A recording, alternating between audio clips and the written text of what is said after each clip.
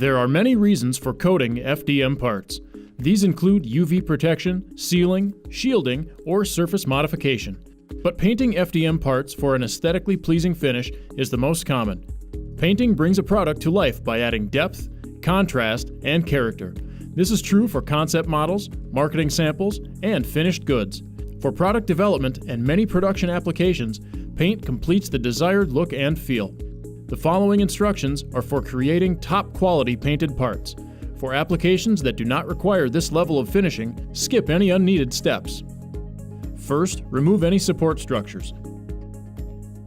If the part had soluble supports, rinse thoroughly in tap water to clean the part and remove any remaining Waterworks detergent. Then, allow the part to dry.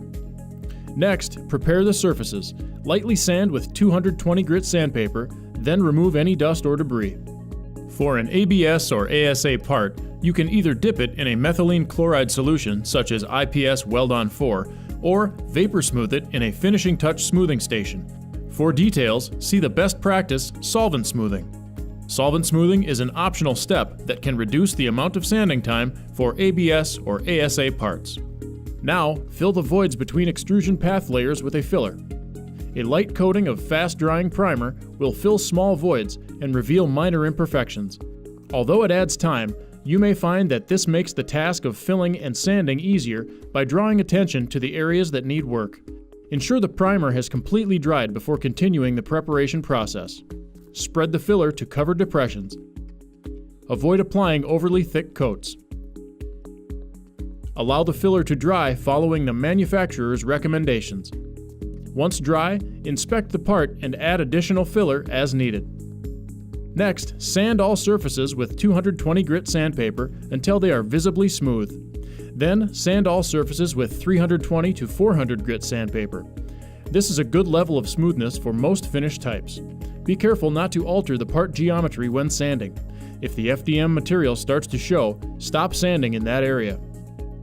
Remove dust and debris and clean the part with a degreaser to remove additional oil, dirt, and dust. While the part dries, ensure that the selected paints and primers are compatible and choose an application method that best fits your needs. Spray paints are easy to use and do not require additional equipment. With a good quality enamel paint and a well-ventilated space, anyone can paint FDM parts. Thin coats and steady sweeps across the part at a proper distance will provide a nice appearance. For a professional paint job, a spray gun and a paint booth are needed.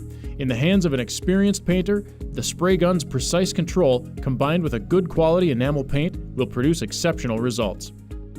When the surface has been sanded to your satisfaction, spray a light coat of primer on the part. Avoid heavy coats as they will drip and puddle.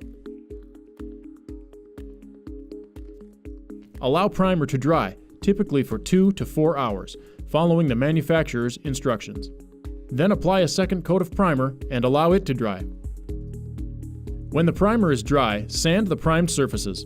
If the finished part requires a matte or textured finish, sand the part with 320 or 400 grit wet dry sandpaper until smooth.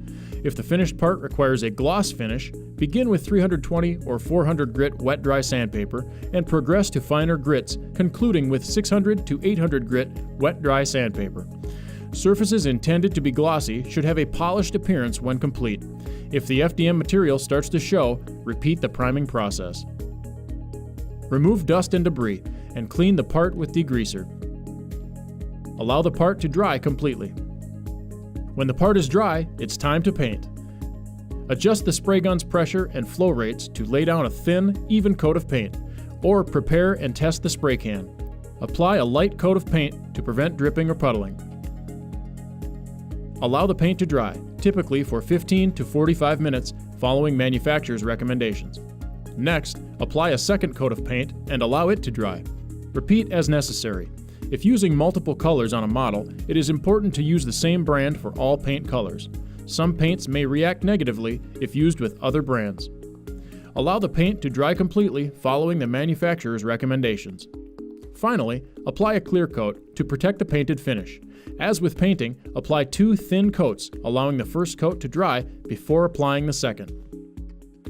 For more post-processing documents and videos, visit us.